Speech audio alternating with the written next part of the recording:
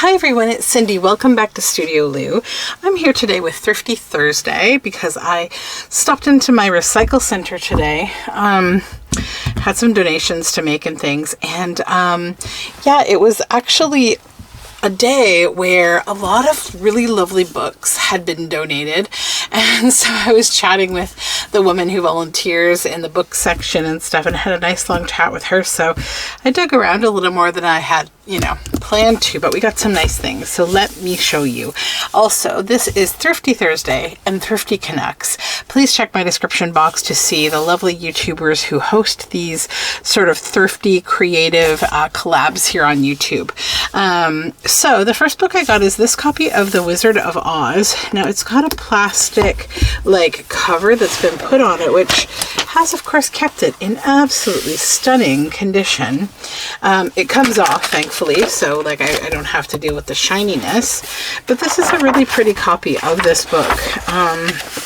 Nice color illustrations. This is the Illustrated Junior Library from Grosset and Dunlap Publishers of New York, and the publishing date is 1989 printing. So it's really quite pretty. It's obviously the story of the Wizard of Oz, and it's got some really cool plates in it, and these nice little, well, there's these black and white plates, interesting ones. This is the second time you have called on us, said the Monkey King. And it's got these little bits here and here. I'm not sure if they are, it's the page number and then I guess the chapter name. Yeah, so it's really a neat printing of this. Dorothea looks a lot different in this one. So that's that one. And then I found this really cool book called Your Amazing Senses. And it's 36 games, puzzles, and tricks that show you how your senses work. And I just like the interactivity of this book. I think that could make for some pretty fun things in a journal. So yeah, I've got plans.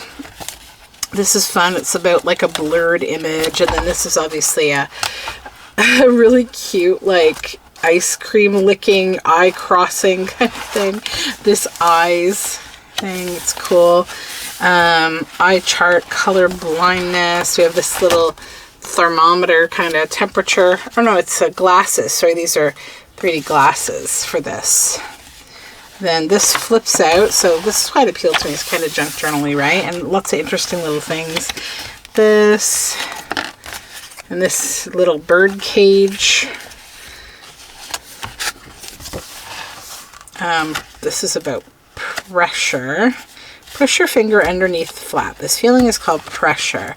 When you pick up an egg or a brick, pressure tells your brain to tell your fingers how hard to squeeze. This is a little fuzzy thing about touch, hot or cold.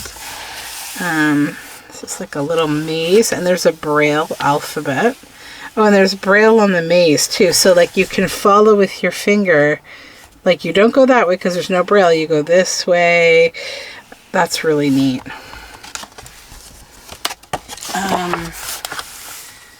The inner ear.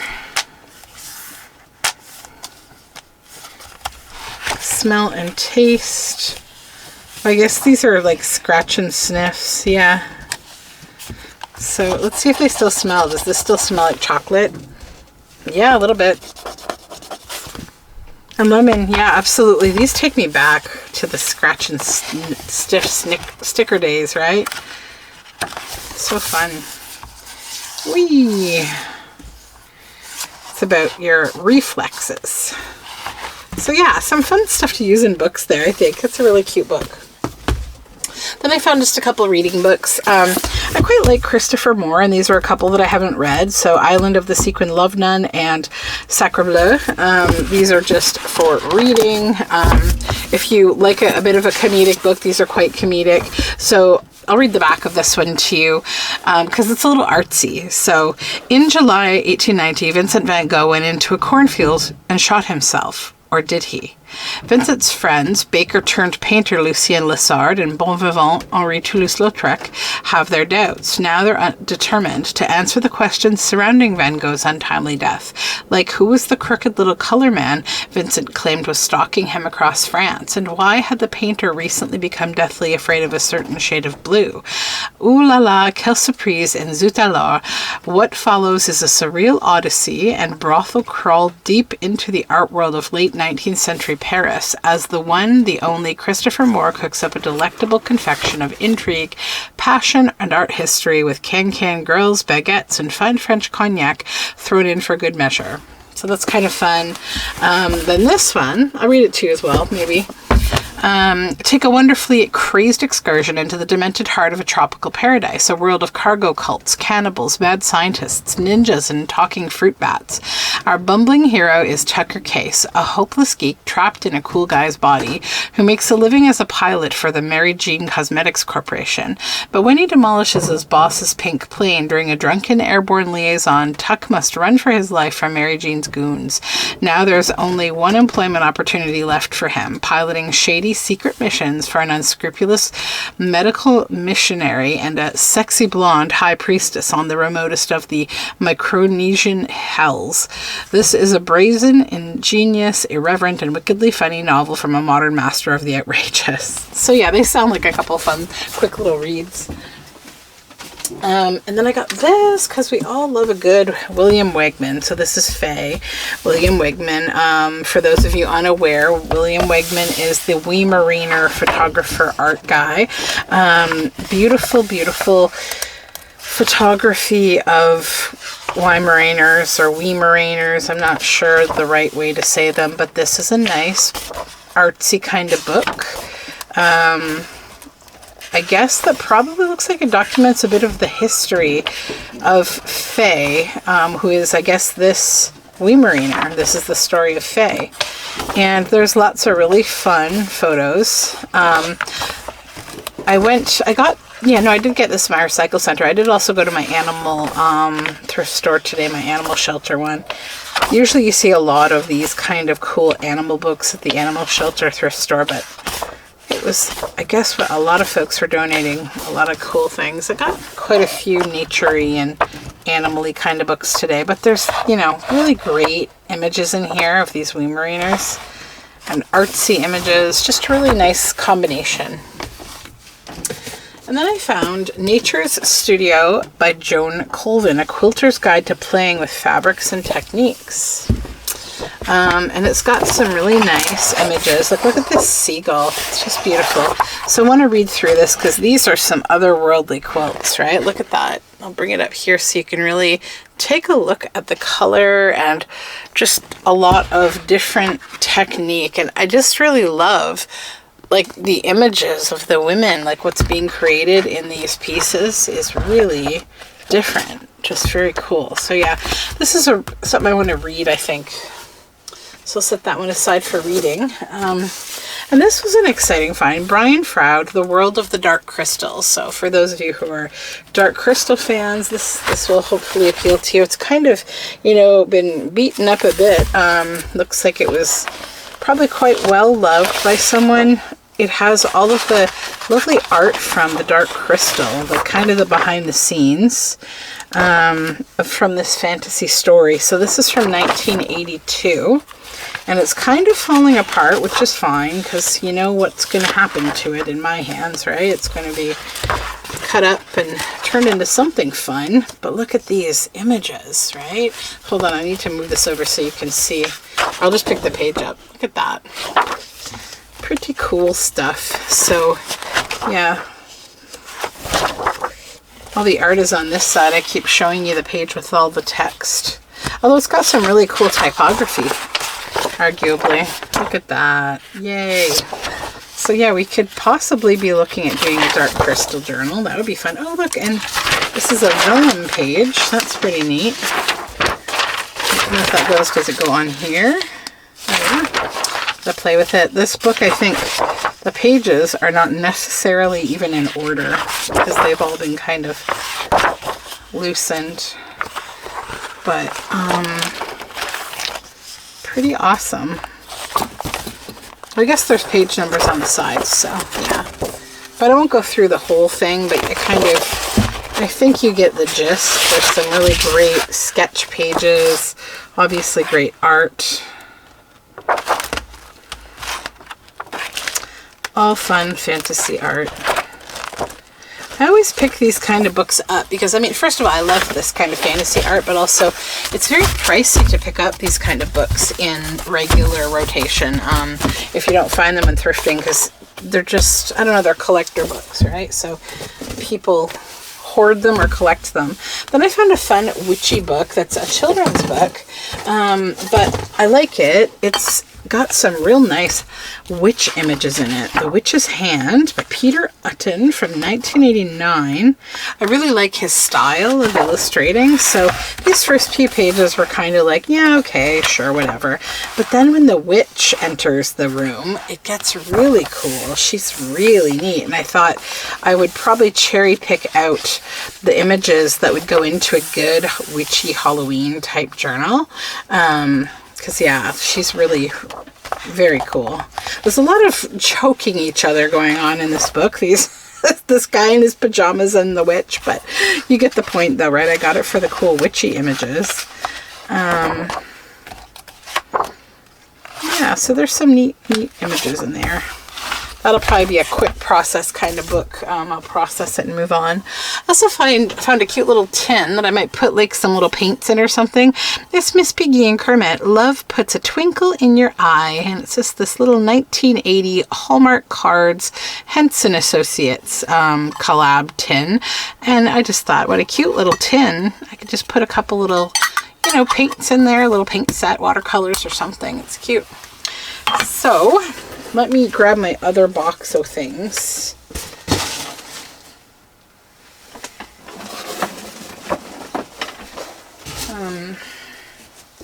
So this is where you'll see some of the beauty of the Recycle Center. This first thing is from the Recycle Center. So why do I pick these things up? Because first of all, I just think it's really kind of cool to go through this. I don't exactly know what it is. It could be some kind of maybe a high school project or something. It's on like pieces of construction paper, and it says MCC P23, but like outside of this one, I think this one goes at the back, P1 maybe. Okay, here we go. This will tell me a little more. So it's like a magazine that somebody made in school. May 89, issue 5, volume 1. $4.95 US. Madness Control. What's hot and what's not. Sports, music, surfing. So this is a very like 80s, 90s feeling book. Okay. Test, flirt, a new pair of eyes. And then they collaged all these eyes here. And then this is like typewriter snippings. And it's their index of their book. Me, Myself, and I. This is just very interesting. And then we have a letter from, I should cover that. Here's my address. I'll just put that, I doubt they live there anymore. This is probably when they were in high school, but just in case. So this is just a letter from them. The letter from the editor.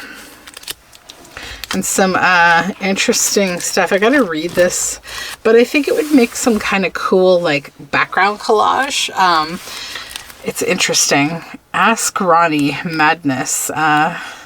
So this is like letters to the editor, basically, of this magazine. So it's just like a handmade magazine. Milk, it does a body good. What's hot? Daredevil skier turns ice into fire for explosive leap. What's not? Daredevil hits his peak of a wall of water. So I guess this person was into like, you know, this is probably like, I'm guessing, a teenage boy that made this. The Blue Flame. Images of 1988. So this is like automotive stuff. Madness. Girl of the month for May is Minnie Mouse, apparently. We have a hand-drawn Minnie Mouse. Maybe I'll read one of these to you guys to see what the heck this is about. I love how, like, Madness Guy of the Month for May is Steve. Steve and Minnie Mouse. So let's read these. This is funny.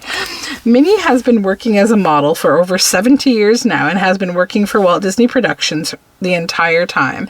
As you can see, she has aged quite nicely. For a lady much past her prime, you have to agree that she's very pretty. She is a shy girl that has neither a husband nor a boyfriend, although she has been seen cruising with a certain mouse we believe is called Mickey. Whether or not this is the Mickey Mouse, we are not quite sure. If you are thinking that Minnie is probably the snobby kind of model, then you could not be further from the truth. She's the nicest mouse in the world. If you wish to call her, she can be reached at 1-800-976-MINNIE. This is like equally funny, cringy, and like whatever else. Let's read about Steve, though. Steve is the type of guy almost every girl wants to meet. He is a blonde with blue eyes, and he's recently purchased a fire engine, red Ferrari, and a beachside house from the earnings he made from being a model for Calvin Klein Industries. Although Steve has no formal girlfriend, his girl would have to be blonde, blue-eyed, and ready to party, by Tom Rasmussen. This is so weird and funny. And then we have some sports stuff going on. Surfing. This just says ape for some reason. They've done this like interesting construction paper collage. Tesla, before that was a swear word, good lord, before it was destroyed by Elon Musk. We'll remember the band and Nikola Tesla, the true Tesla people. We have Guns N' Roses and Cinderella, David Lee Roth, Van Halen. This is the music of the time. So somebody into like glam rock. And Play Millionaire Cash Quiz. Okay, so you have to guess who this person is. We lost his head. Tell us who is it and win. You can either play Millionaire Cash Quiz or choose from this car or this car. So interesting. Okay. And then some comic books that have been collaged on here from the newspaper comics. Winners of the Silly Award. Next month, 2 giant color posters and much, much more. Subscribe. So this was someone in Toronto that did this magazine. And then I guess we have an ad at the back here. This morning, my face looked like this, but thanks to Javex Bleach Zit Remover, my complexion cleared up and I look much more mature too. Oh my goodness, there's a condom packages. Thank goodness this is in plastic. That's all I'm going to say. One may not be enough, but make sure you use them. So, yep, I did not see that. Obviously, because this was flipped, right? I thought it was the first page. I never saw this. Oh, gosh. Well, that one will definitely not be staying in my house. Actually, I'm just going to maybe undo it right now because I just don't even want this page. I'm scared. I'm scared of this. This is like just not good. This is me not pre-filming anything and not editing it out either. So yeah, we're gonna just say goodbye to this whole situation into my recycling bin right over there. The rest is safe, I think. So that was Madness Control magazine. Then something else similar to, but not maybe as scary as what that was, is this kitten photo album. Why did I get it? Because this is someone's sticker book from the 80s, okay? I had to. Look at it. It's so cute. So, like, you know, a lot of us had sticker books, and these are like, you know, all the cool stickers from the 80s, the glitter stickers, you know, these different kinds of stickers. They're vintage. They're very cool vintage stickers. So I love #1 Top Dog, and then all these little sticky comics stickers. And then there's some scratch and sniff. There's a sniffy peanut butter, a scratch and sniff watermelon, popcorn. Like, come on. I had to get this. You understand. Because this reminds me of like my childhood sticker book. This is some, I think, Lisa Frank. Yeah, some of these might be too. Slimer from the Ghostbusters. And And these are the color in your own stickers. Like, did any of you have, so as a Canadian kid, there used to be these little red boxes that were like, they were like a little, there was a small one and then a bigger one. And it was like a coloring kit. And my grandparents always got these for me. And so did my aunts and uncles. And inside of it, it would just be filled with page after page of like stickers like this that were all on pages that you would color. And it came with a bunch of coloring pages and markers. And I loved the stickers. So we have some Gizmo stickers. And there's a California raisin. Looks like there were some here, but they're gone, unfortunately. There's Ziggy. I remember Ziggy when I was a kid. I had a red wagon and I put Ziggy puffy stickers all over it that my grandfather gave me. Some really cute little mice. These all have googly eyes. Mary Ellen. Googly eyes. Look at the snail with the googly eyes. And there's Miss Pac-Man. A little heart with googly eyes. These would go really good in like the, you know, I've been planning for like 500 years to make these like retro nostalgia kids journals. Well, these I think will go. This is the hug, cuddle hug or whatever. What were these called? I don't know, but they're from 1984. And these are cute too. It's just like all these little kid stickers. There's Heathcliff puffy stickers, scratch and sniff grape scented. It still smells like grape. What? What are these made of? And then we have Sarge Snorkel. These are all puffy. We have a Pink Panther, Daffy Duck, Ewoks, Casper, Betty from the Flintstones. And then we have this like gorilla holding onto a girl like King Kong. Another Pac-Man. This is Hanna-Barbera, but I forget the name. More stickers. La Vie en Rose for some reason. That was like a lingerie store. I didn't know it was that old though, but I guess. Smurfs. Yogi Bear.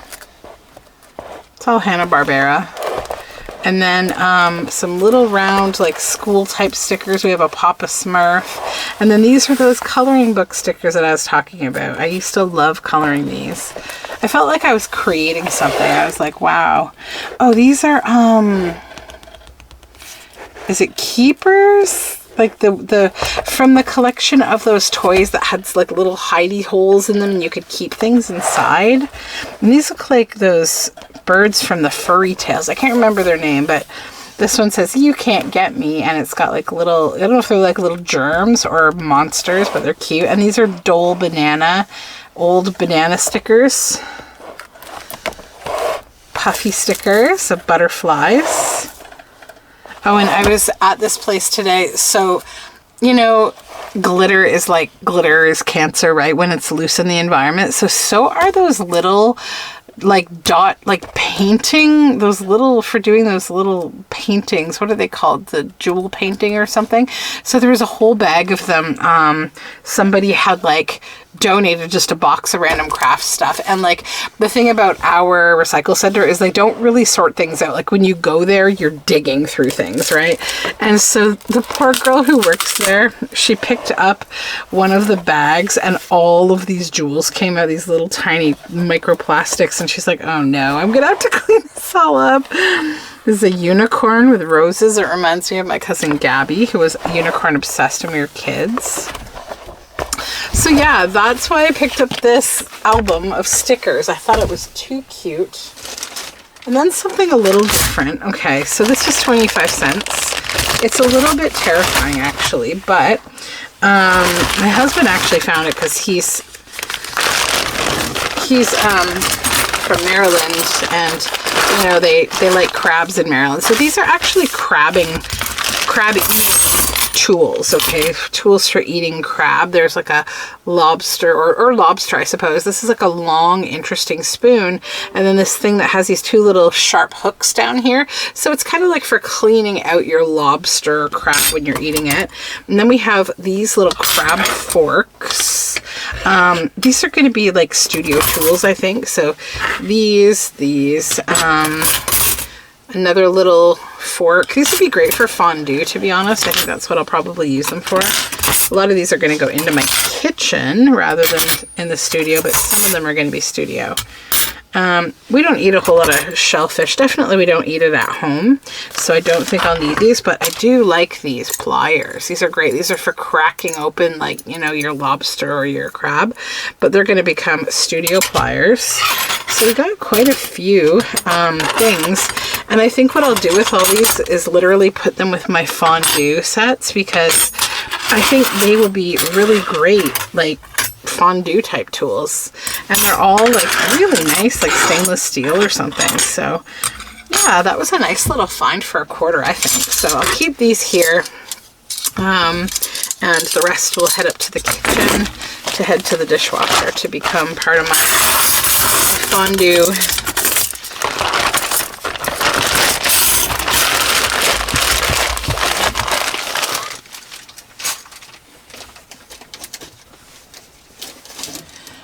And then I found a couple of, well, so some knitting stuff. So I found 2 Knitter's Pride Zing needles, and I don't need a lot of needles, but I got these because they're actually in sizes that I do need, and I really like these ones. This is great for like making a hat, this size, this particular DPN, or not DPN,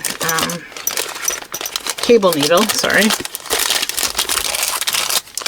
And then this one is a 16-inch US 7, 4.5 millimeters. So again, great for doing hats. So I like to knit hats, and I'm always like, I don't have that needle. So I think those are sizes that I probably could use to have. Because even if you have one, if you've already got something on the needles, then like you still need another one.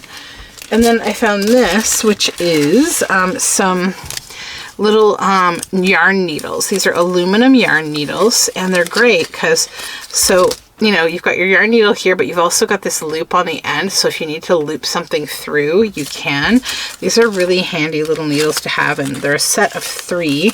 I think they're all the same size. Well, no, this one's bigger, and the other 2 are a little smaller. So yeah, those were nice. And then I found this for $1, like this whole entire bag, which of course I'm going to start spilling it. I got to put it in my little container over here where I keep all my metal things. But it's all these teeny tiny little pins. And I thought, you know, those would go really good on ephemera where we're doing maybe little samples of things. Or even just as like the, you know, I've got so many of those little round pins and things. We could use these for the same, like those bulb pins. We could use these too, mix it up a little bit. It'd be fun. Then I found some crochet hooks. I'm actually going to give these to the kids. This was only $5, which is actually amazing for all these hooks. And like, it's all the sizes, and they're silicone grip. So like 5.5, 7, 6 millimeter, 4.5, 8, 3.5, 4, 5, 2, 6.5, and 2.5. So like that's a whole collection of nice silicone grip. Really good for kids, like, you know, for their dexterity to learn to crochet. So that's what I'll be using these for sure, is teaching the kids to crochet. Okay, then we got back to the books. Okay, so if you've been here for a while, you know I have a desperate, like, obsession with bird books, and they had a bajillion field guides and bird books today. I walked away from, like, I'm not kidding, probably 30. Like, I just was like, nope, we gotta be, you know. Okay, so this one, why did I get it? Because it's the eggs and the babies. This is a field guide to nests, eggs, and nestlings of British and European birds by Colin Harrison. It's just a lovely forest green book. And then it's from 1975. But like, it's got those lovely egg images in it. But then if we skip through all the black and white stuff, we eventually get to, there's some nice pictures of nests and things too. But like, look at these. I know that one's not as cute, but it's a baby bird. But like, some of them are really cute. Like, look at this little snake right here. Oh my goodness. How cute is that? Little tiny But yeah, I never see baby birds in the books that I grab, and they're really adorable. So yeah, I think this book will probably get kind of quickly processed, and I'll keep these bits and bobs from it. But I just love these. I think this is the page I opened it to initially that made me go, yep, because they're so cute. Like, come on. Adorable, adorable. So I'll probably use all the pictures, of course, as well as the cover, because it's a nice little green book. And then Field Guide to Wildflowers, a Peterson guide. This one is the probably the 70s. Illustrations are by Roger Torrey Peterson, 1968. And so yeah, obviously the beautiful. We've got the black and white for sort of large sections of the book, but then like the first half, most of it is the black and white, except for this chapter on like yellow. Then we have like the pink chapter. Yeah, so it's like a bunch of these, and then these beauties. I gotta double check for Roger Torrey Peterson, like when was his copywriting done? 1968. So yeah, we've got a while before this stuff will be in public domain. But you know what I'd love when it's in public domain would be to scan and blow these up and then to paint them. I mean, I guess we could do that. We could still do that as long as I'm not like selling them or anything. Just as a fun activity for journals. I mean, and an idea for you if you find one of these and you have a scanner, because when you scan something, right, you can make it much bigger, and then you'd have all these beautiful bits that you could watercolor or acrylic or oil paint, whatever. So just an idea on those. And then this one, the Hamlin Guide to Freshwater Fishes of Britain and Europe. So I love the cover of it. It's a soft cover, but I really like it, and it's got really nice fish illustrations. You know, arguably, I'd say this is one of the best. I also saw, so like I have a lot of different books on like mammals and like different things. There's this one book that Reader's Digest put out called The Book of Dogs. And if you were into dogs, it's like the best one to have. I saw 2 copies of it today. I didn't get it because I don't intend to make a dog journal. But yeah, there were so many field guides today. And then I got one more bird, well, at least one, a pocket book of British birds, eggs, and nests. So again, same reason, it's not your standard bird book, right? It's got these images of eggs. And this one is photography, but like, look at this black and white photograph of this owl. Isn't that cool? Like the photography, I think, is really nice, effective photography, and the egg images are just awesome. Like and also like the little size, like it's very cute. And I've never seen this book before. It is, I think, a little older. I like the paper too. It's made from nice paper. It has 48 plates illustrating 140 eggs. And it's made in Great Britain. First published spring 1939. This is the 1951 reprinting of it. And it does have some nice bird, images, smaller little egg images. So yeah, I think that's a win.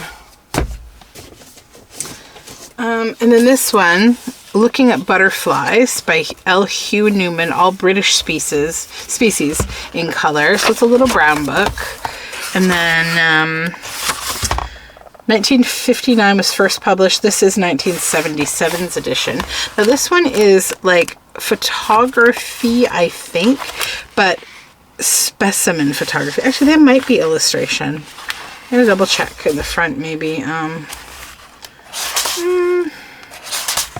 Not sure, but it's got really nice butterfly images. Yeah, they're illustrations for sure. Gorgeous butterflies. And I also like the little size of this one, and I'll probably do the same. I'll just kind of harvest the images out of a lot of the books today. I'm probably going to do that with. Not all of them, but many of them. And then I found this Lily and Val 2012 Our Wedding Guest Book. So it has this nice like book closure on it that's velvet that has a nice Velcro there. So I'll probably use that for something. But why did I get this? Because it's got some nice paper in it. It's got some torn out bits, but I like these layouts. These are really, really cool. And I got it as kind of like a bit of layout inspiration for swatching. Oh my goodness. What should we do for our anniversaries? The 30th anniversary? I'm not going to say it out loud. I don't want to get demonetized. But yeah, so there's a bit of writing throughout it, but it's got like nice little layouts for things. I think there's like a real smart ass guy who is in this relationship. So funny.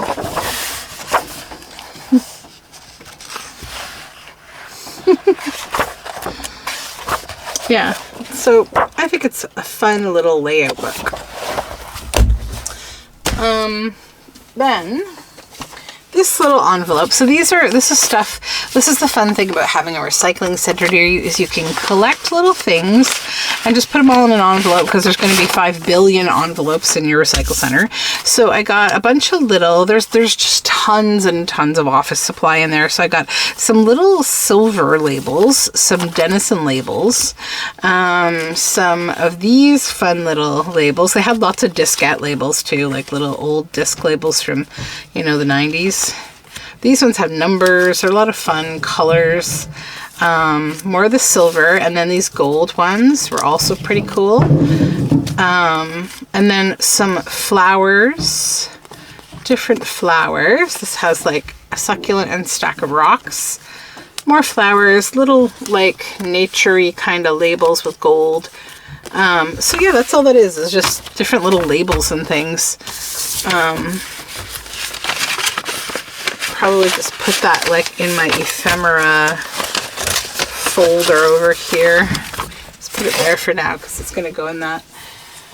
Then I found this book, Collage. This is a Golden Hands book. So if you're not familiar, they have a whole crafting encyclopedia series, Collage, unusual designs from everyday material.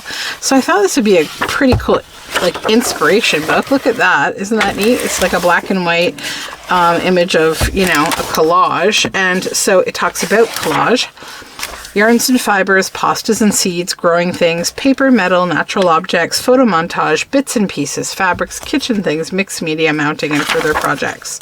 So I'm sure there is like macaroni art in here, but there's also some really cool stuff and like nice, like vintage, basic, good images. And also like, it teaches us sort of like a lot of appreciation of things like broken glass and cabbage, Ooh, pardon me. Sorry, sleepy. You start to appreciate things differently, right? Like when you look at how someone may use them, even kids, like this is a fun one. So like if you have interesting architecture, like really cool, manholes in the ground or something, you can make prints on that. I take my kids out all the time to do printing of different things like, gravestones, and not just gravestones, but other things. And we have a great time doing that kind of thing. This is paper marbling. So yeah, I thought I would kind of look at it and see if there was some inspiration in here, and then probably use the images. And then it looks like, wood. That's kind of cool. It looks like someone put these papers in here. Maybe they were going to collage with them. I don't know. Looks like they're from a plant book too. That's kind of great. That's a bonus. Oh, we have lady bits. Yeah. Cool stuff. Stitching and beads. Collaging in a window.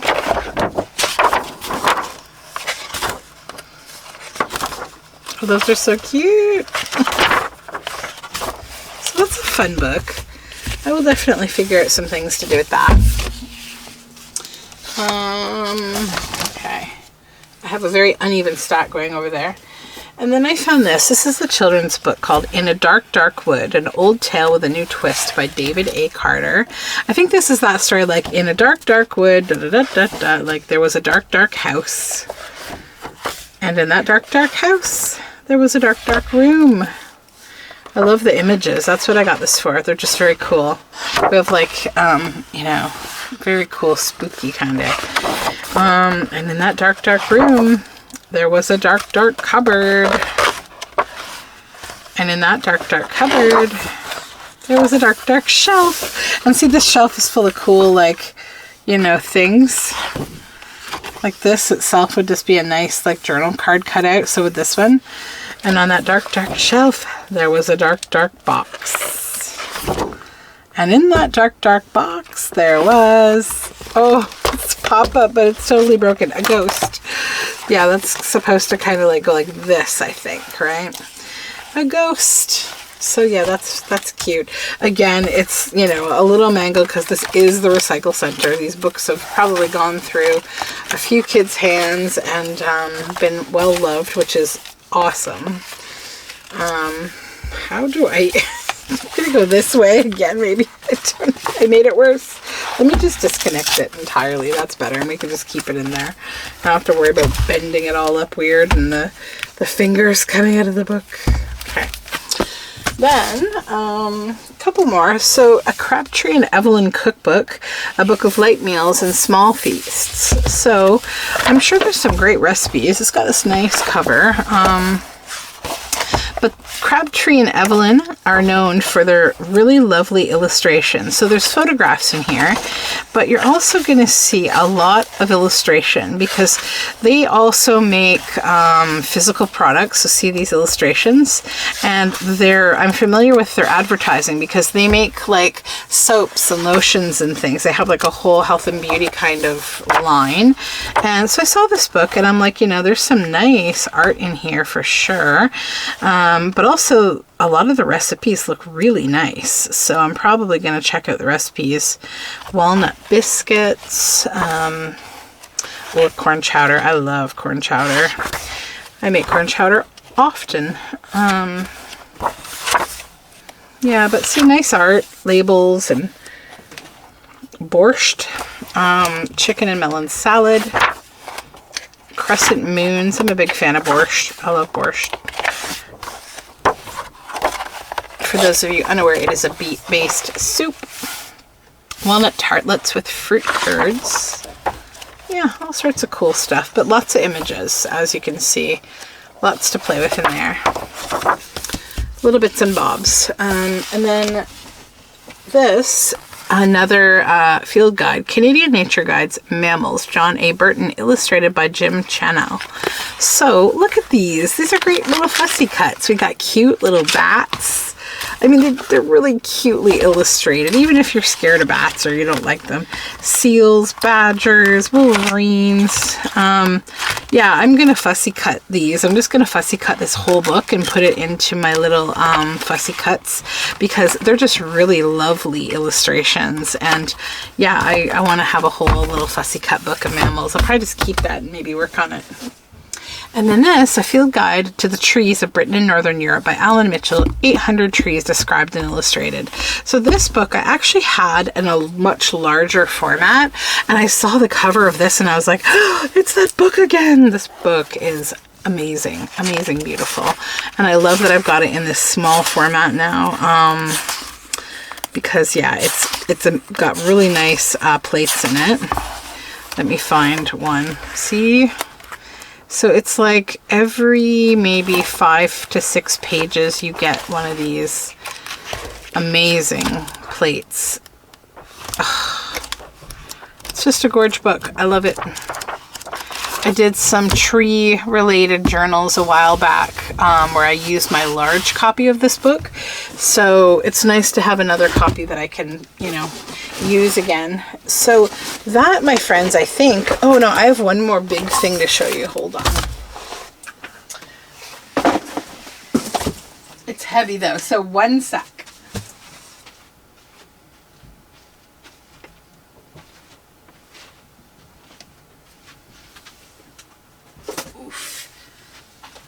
coming. I'm coming. Ooh. Hopefully I don't kill myself trying to do this. Ooh. Okay. Hold on. Okay. Okay.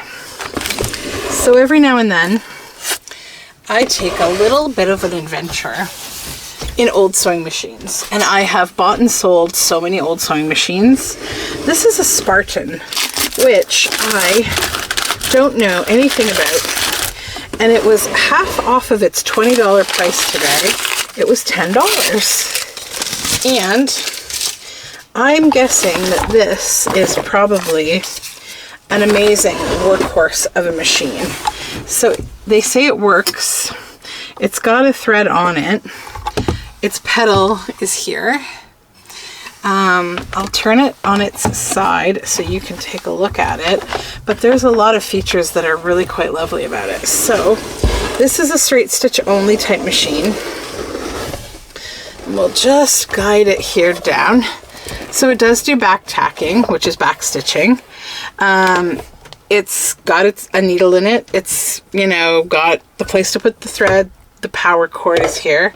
And one kind of nice thing about it is it's in this wooden box and it's got really pretty thatching, wood thatching there. I'm really excited to try to plug this in and use it. And then, I don't know if it comes out of this or not. Sometimes these can, yeah, it can lift out. Every now and then, let me see. No, I don't think so. Every now and then there is stuff inside these boxes, but I suspect this one fills up this box quite well. So yeah, I've never seen a Spartan machine before. So we're gonna have fun with that sweet pea. She's so heavy. I love it. And yeah, it looks like it's going to work just fine.